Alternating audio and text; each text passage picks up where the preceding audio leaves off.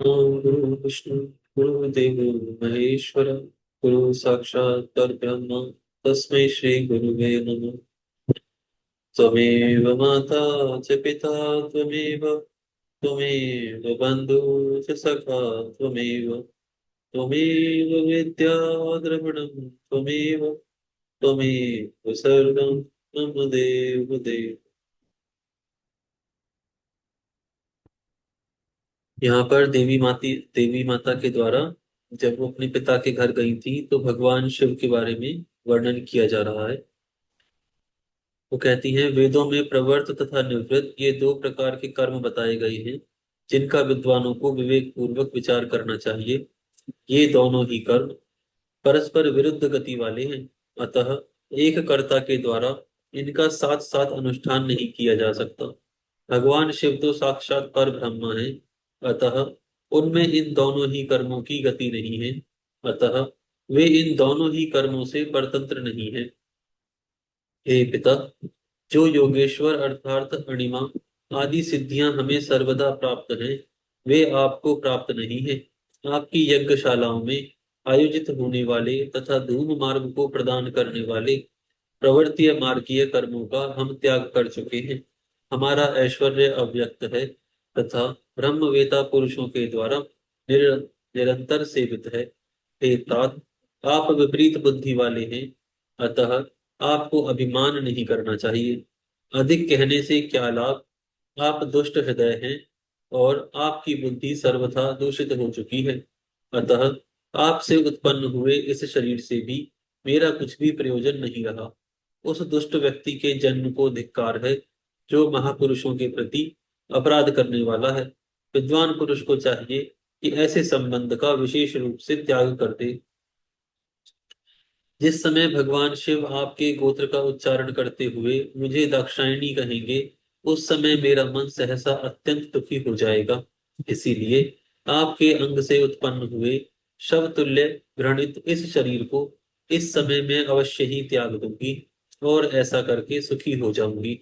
हे देवताओं और मुनियों, आप सब लोग मेरी बात सुने।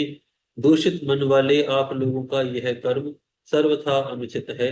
आप सब लोग मूढ़ हैं, क्योंकि भगवान शिव की निंदा और कलह आप लोगों को प्रिय है। अतः भगवान हर से सभी को इस कुकर्म का निश्चय ही पूरा पूरा दंड मिलेगा। ब्रह्मा जी बोले, हे नारद, उस यज्ञ में राजा दक्ष से तथा देवताओं से ऐसा कहकर देवी सती चुप हो गई और मन ही मन अपने प्राण बल्लभ भगवान शंभु का स्मरण करने लगी। यहाँ पर यह अध्याय संपूर्ण होता है। यहाँ से नया अध्याय प्रारंभ होता है।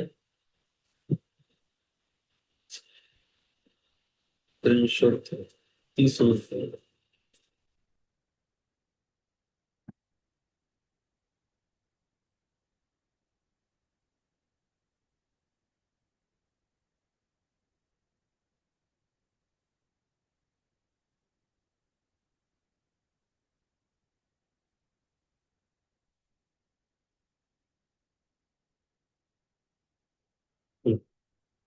अध्याय 30वां प्रारंभ होता है। इस अध्याय में राजा दक्ष के यज्ञ में देवी सती का योगाग्नि से अपने शरीर को भस्म कर देना, ऋषि भृगु द्वारा यज्ञ कुंड से त्रिभुओं को प्रकट करना, त्रिभुओं और शंकर भगवान के गणों का युद्ध, भयभीत गणों का पलायित होने का वर्णन किया गया है। नारद जी बोले, हे विधे, जब दक्ष को संबोधित कर शिव प्रिया सती ने मौन धारण कर लिया, तब वहां क्या चरित्र हुआ, मुझसे उसे आदर पूर्वक कहिए। ब्रह्मा जी बोले, हे नारद, मौन होकर सती देवी अपने पति का सादर स्मरण करके और शांत चित्त होकर सहसा उत्तर दिशा में भूमि पर बैठ गई। उन्होंने विधि पूर्वक जल का आचमन करके वस्त्र ओढ़ लिया और पवित्र भाव से आंखें मूंद कर पति का चिंतन करके वे योग मार्ग में प्रविष्ट हो गई। गौर मुख वाली भगवान शंकर की प्राण प्रिया देवी सती प्राणायाम द्वारा प्राण और अपान वायु को समान करके उदान वायु को यत्न पूर्वक नाभि चक्र से ऊपर उठाकर बुद्धि पूर्वक हृदय में स्थापित करने के पश्चात उस हृदय स्थित वायु को कंठ मार्ग से भुकृटियों के भूकृटियों के बीच में ले गई। इस प्रकार राजा दक्ष पर कुपित हो सहसा अपने शरीर को त्यागने की इच्छा से देवी सती ने योग मार्ग से शरीर के दग्ध हो जाने पर पवित्र वायु में रूप धारण किया।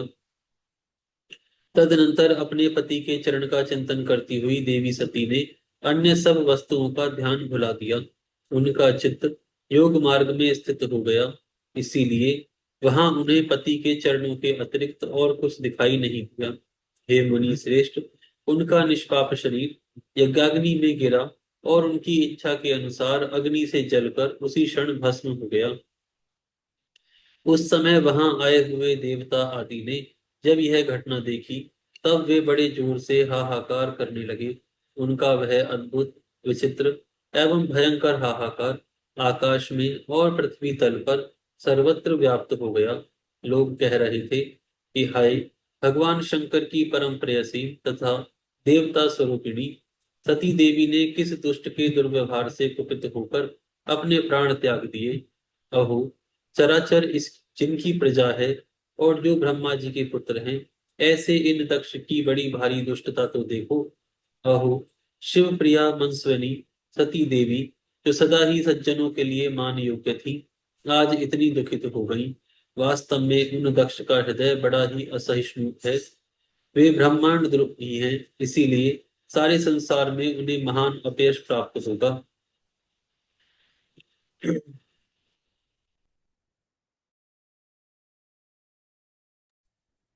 इन शंभु द्रोही दक्ष ने प्राण त्याग करने को उद्यत अपनी पुत्री को रोका तक नहीं।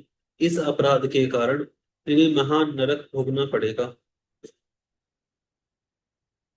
देवी सती के प्राण त्याग को देखकर जिस समय लोग ऐसा कह रहे थे, उसी समय शिव जी के पार्षद शीघ्र ही शीघ्र ही क्रोध पूर्वक अस्त्र शस्त्र लेकर उठ खड़े हुए। यज्ञ मंडप के द्वार पर खड़े हुए वे भगवान शंकर के समस्त 60,000 महाबली पार्षद शंकर जी के प्रभाव से कुपित हो उठे थे। हमें धिक्कार है, धिक्कार है, ऐसा कहते हुए भगवान शंकर के सभी वीर गणाधिपत बारंबार उच्च स्वर से हाहाकार करने लगे। शिव गणों के महान हाहाकार से सभी दिशाएं व्याप्त हो गईं। सभी देवता, मुनिगण तथा जो भी अन्य लोग वहां उपस्थित थे, वे भयभीत हो गए। क्रुद्ध हुए उन समस्त रुद्रगणों ने आपस में विचार विमर्श करके वाद्यों से प्रलय मचाते हुए लड़ने के लिए शस्त्रास्त्र उठा लिए। हे देवर्षि, कितने ही पार्षद तो वहां शोक से ऐसे व्याकुल हो गए कि वे अत्यंत तीखे प्राणनाशक शस्त्रों द्वारा अपने ही मस्तक, मुख आदि अंगों पर आघात करने लगे। इस प्रकार 20,000 पार्षद उस समय देवी दक्ष कन्या सती के साथ ही नष्ट हो गए। वह एक अद्भुत सी बात हुई। महात्मा शंकर के जो गण नष्ट होने से बच गए, वे क्रोध युक्त होकर राजा दक्ष को मारने के लिए हथियार उठाकर खड़े हो गए। हे मुनि, आक्रमणकारी उन पार्षदों का वेग देखकर भगवान भृगु ने यज्ञ में विघ्न डालने वालों का नाश करने वाले अपहता असुरा रक्षासी वेदिशदा इस यजुर मंत्र से दक्षिणाग्नि में आहुति दी। ऋषि भृगु के आहुति देते ही यज्ञ कुंड से ऋभु नामक हजारों महान देवता, जो बड़े प्रबल वीर थे, वहां प्रकट हो गए। हे मुनीश्वर, हाथ में जलती हुई लकड़ियों को आयुध के रूप में धारण करने वाले उन सभी के साथ प्रमथ गणों का अत्यंत विकट युद्ध हुआ, जो सुनने वालों के भी रोंगटे खड़े कर देने वाला है। उन ब्रह्म तेज से संपन्न महावीर प्रभुओं के द्वारा सभी ओर से मारे जाते हुए प्रमथ गण बिना अधिक प्रयास के ही भाग खड़े हुए। इस प्रकार उन देवताओं ने उन शिव गणों को तुरंत मार भगाया। यह अद्भुत सी घटना भगवान शिव की इच्छा रूपी महाशक्ति से ही हुई थी। उसे देखकर ऋषि, इंद्र आदि देवता, मरुदगण, विश्वदेव, दोनों अश्विनी कुमार और लोकपाल चुप ही रहे। कुछ लोग सब ओर से वहां भगवान विष्णु से प्रार्थना करते थे और उद्विग्न हो बारंबार विघ्न निवारण के लिए आपस में मंत्रणा करने लगे। प्रमथ गणों के नाश होने और भगाए जाने से जो परिणाम होने वाला था, उसका भली भांति विचार करके उत्तम बुद्धि वाले भगवान विष्णु आदि देवता अत्यंत उद्विग्न हो उठे। हे मुनि, दुरात्मा, शंकर द्रोही तथा ब्रह्म बंधु पतित ब्राह्मण, राजा दक्ष के यज्ञ में उस समय इस प्रकार का विघ्न उपस्थित हो गया। यह अध्याय यहाँ पूर्ण होता है। यहाँ से अगला अध्याय 31वां अध्याय प्रारंभ होता है। इस अध्याय में यज्ञ मंडप में आकाशवाणी द्वारा दक्ष को फटकारना तथा देवताओं को सावधान करने का वर्णन किया गया है। ब्रह्मा जी बोले, हे मुनीश्वर, इसी बीच वहां राजा दक्ष तथा देवता आदि को सुनाते हुए आकाशवाणी ने यथार्थ बात कही। आकाशवाणी बोली, हे दुराचारी तथा दंभ वृत्ति में तत्पर दक्ष, हे महामूढ़, तुमने यह कैसा अनर्थकारी कर्म कर डाला। हे मूढ़, तुमने शिव भक्त राज दधीचि के कथन को भी प्रमाण नहीं माना, जो तुम्हारे लिए सब प्रकार से आनंददायक और मंगलकारी थे। वह ब्राह्मण तुमको दुस्सह श्राप देकर चले गए, तब भी तुम मूढ़ ने अपने मन में कुछ भी नहीं समझा।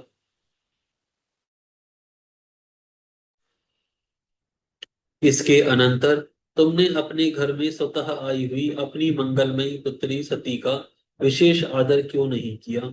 हे ज्ञान दुर्लभ दुर्बल, तुमने सती और महादेव जी की पूजा नहीं की। यह तुमने क्या किया। मैं ब्रह्मा जी का पुत्र हूँ ऐसा समझकर विमोह में पड़कर तुम व्यर्थ ही घमंड में भरे हुए हो। वे सती सदा आराधना के योग्य, समस्त पुण्यों का फल देने वाली, तीनों लोकों की माता, कल्याण स्वरूपा और भगवान शंकर के आधे अंग में निवास करने वाली हैं। वे माहेश्वरी सती देवी पूजित होने पर सदा संपूर्ण सौभाग्य प्रदान करने वाली और अपने भक्तों को सब प्रकार के मंगल देने वाली हैं। वे सती देवी ही पूजित होने पर सदा संसार का भय दूर करने वाली, मनोवांछित फल देने वाली और समस्त उपद्रवों का नष्ट करने वाली हैं। वे परमा परमेश्वरी देवी सती ही पूजित होने पर सदा कीर्ति, भोग तथा मोक्ष प्रदान करती हैं। वे सती ही इस जगत को जन्म देने वाली माता, जगत की रक्षा करने वाली अनादि शक्ति और कल्प के अंत में जगत का संहार करने वाली हैं। वे सती ही जगत की माता, भगवान विष्णु की माता, विलासिनी तथा ब्रह्म, इंद्र, चंद्र, अग्नि एवं सूर्य आदि की जननी मानी गई हैं। वे देवी सती ही तपस्या, धर्म, दान आदि का फल देने वाली शंभु शक्ति महादेवी, दुष्टों का हनन करने वाली और परात्पर शक्ति है। ऐसी सती देवी जिनकी सदा प्रिय भार्या हैं, उन भगवान शिव को दुष्ट विचार वाले मूढ़ तुमने यज्ञ भाग नहीं दिया। भगवान शिव ही परमेश्वर, सबके स्वामी, परात्पर, ब्रह्म विष्णु आदि के द्वारा सम्यक सेव्य हैं और सबका कल्याण करने वाले हैं। इन्हीं के दर्शन की इच्छा वाले सिद्ध पुरुष तपस्या करते हैं और इन्हीं के दर्शन की इच्छा वाले योगी जन योग साधन में प्रवृत्त होते हैं। अनंत धन धान्य और यज्ञ आदि का सबसे महान फल भगवान शंकर का दर्शन ही कहा गया है। शिवजी ही जगत का धारण पोषण करने वाले, समस्त विद्याओं के पति, सब कुछ करने में समर्थ, आदि विद्या के श्रेष्ठ स्वामी और समस्त मंगलों के मंगल हैं। हे खल, तुमने उनकी शक्ति का आज सत्कार नहीं किया, इसीलिए अवश्य ही इस यज्ञ का विनाश हो जाएगा।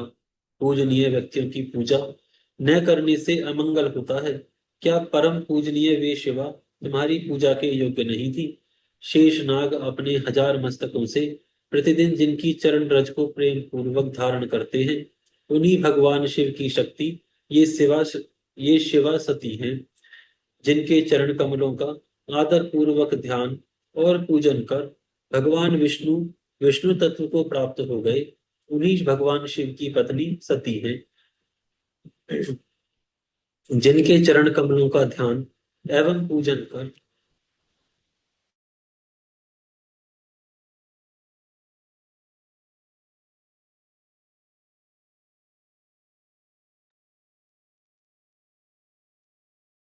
जिनके चरण कमलों का ध्यान एवं पूजन कर ब्रह्मा जी ब्रह्मत्व को प्राप्त हो गए और जिनके चरण कमलों का आदर पूर्वक निरंतर ध्यान एवं पूजन करके इंद्रदेव आदि लोकपालों ने अपने अपने उत्तम पद को प्राप्त किया, उन्हीं भगवान शिव की पत्नी सती हैं। भगवान शिव संपूर्ण जगत के पिता हैं और शक्ति स्वरूपा देवी सती जगत माता कही गई हैं। हे मूढ़, आपने उनका सत्कार नहीं किया, तुम्हारा कल्याण कैसे होगा?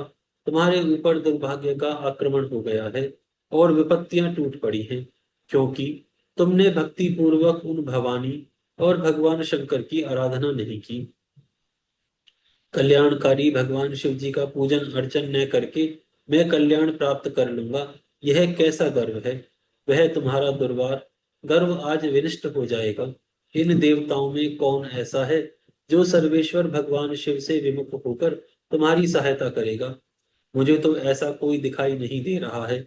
यदि देवता इस समय तुम्हारी सहायता करेंगे तो जलती हुई आग से खेलने वाले पतंगों के समान वे नाश को ही प्राप्त होंगे। आज तुम्हारा मुख जल जाए, तुम्हारे यज्ञ का नाश हो जाए और जितने तुम्हारे सहायक हैं वे भी आज शीघ्र ही भस्म हो जाएं। जो आज इस दुरात्मा दक्ष की सहायता करेंगे, उन समस्त देवताओं के लिए शपथ है कि उनका कर्म तुझ दक्ष के अमंगल के लिए हो। समस्त देवता आज इस यज्ञ मंडप से निकलकर अपने अपने स्थान को चले जाएं, अन्यथा आप लोगों का सब प्रकार से नाश हो जाएगा।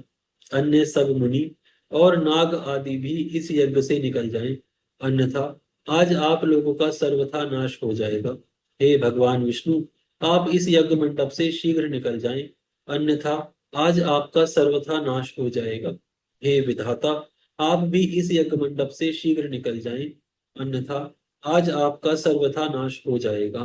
ब्रह्मा जी बोले, हे नारद, संपूर्ण यज्ञशाला में बैठे हुए लोगों से ऐसा कहकर सबका कल्याण करने वाली आकाशवाणी मौन हो गई।